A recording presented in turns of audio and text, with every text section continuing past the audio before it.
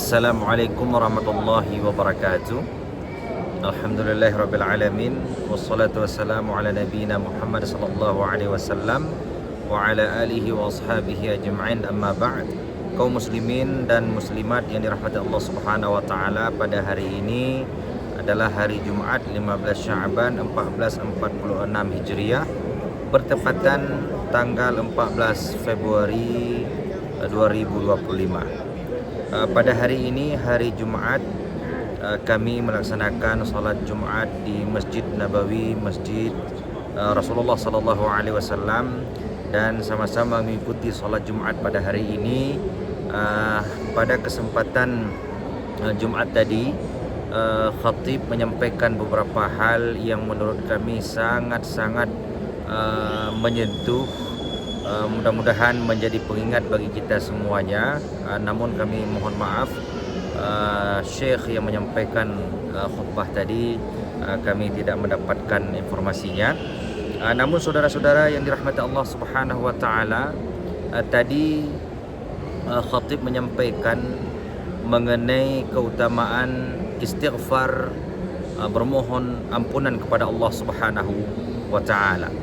Di awal penyampaian beliau menyampaikan bahwasanya Allah Subhanahu wa taala menciptakan Adam dan Hawa serta anak cucunya itu dengan maksud tertentu yang kemudian dilengkapi dengan perangkat hawa nafsu yang memiliki kecenderungan kepada kebaikan dan kecenderungan kepada keburukan.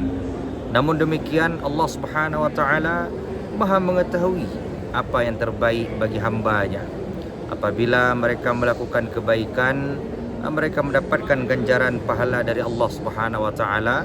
Namun apabila mereka melakukan kesalahan dan pelanggaran, mereka justru dibuka pintu rahmat oleh Allah Subhanahu wa taala untuk mengharap ampunan dan maghfirah kepada Allah Subhanahu wa taala. Jadi ada sebuah hadis qudsi yang beliau nukilkan tadi, yang sangat-sangat menggambarkan bagaimana luasnya ampunan Allah Subhanahu wa taala, di mana Allah Subhanahu wa taala berfirman, "Inna rahmati taghlibu ghadabi." Rahmatku, kasih sayangku itu mengalahkan kemurkaanku.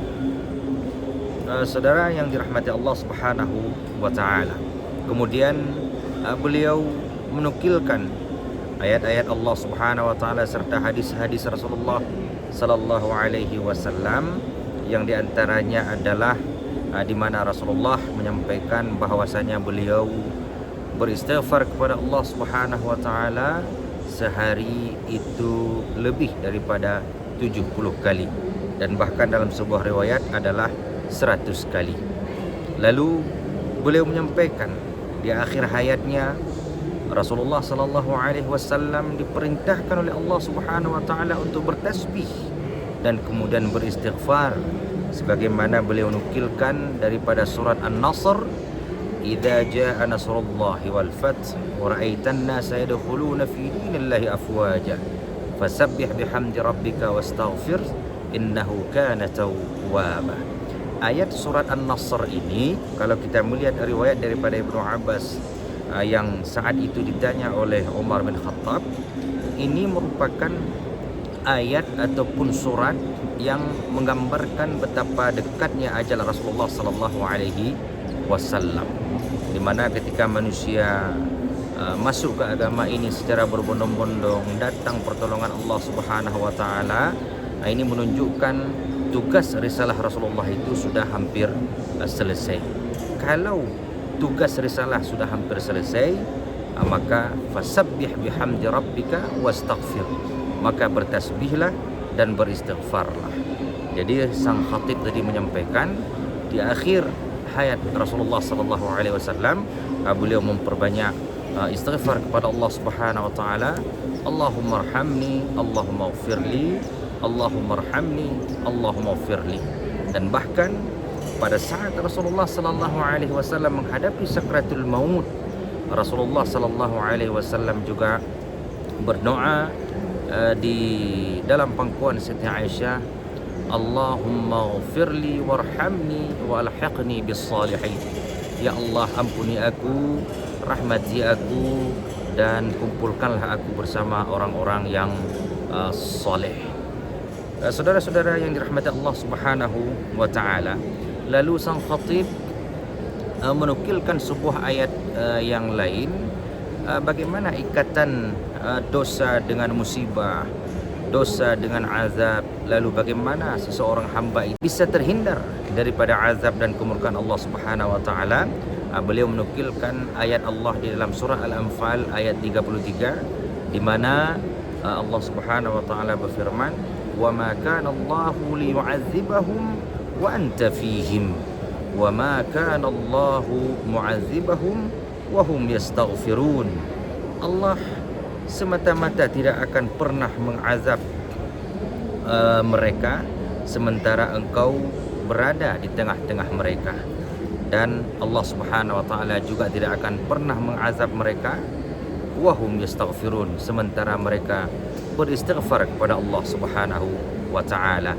Ada dua benteng azab di dalam surah Al-Anfal ayat 33 ini.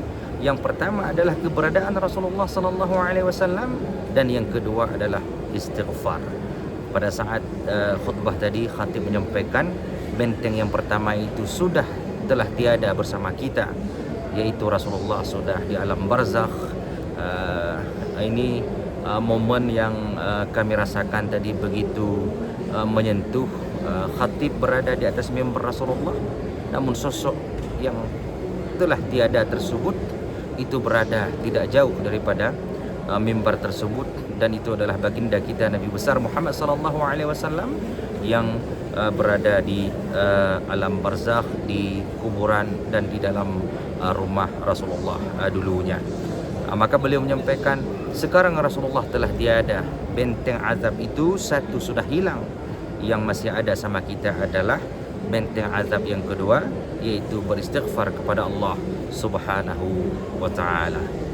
Kaum muslimin dan muslimat, saudara-saudara yang dirahmati Allah Subhanahu wa taala, inilah kira-kira rangkuman daripada khutbah Jumat yang disampaikan oleh khatib di Masjid Nabawi pada hari ini 15 Sya'ban 1446. Mudah-mudahan Allah Subhanahu wa taala mengampuni dosa kita semuanya, karena Allah Subhanahu wa taala menamakan dirinya Al-Ghafur, Allah menamakan dirinya Al-Ghafir, Allah menamakan dirinya Al-Ghaffar.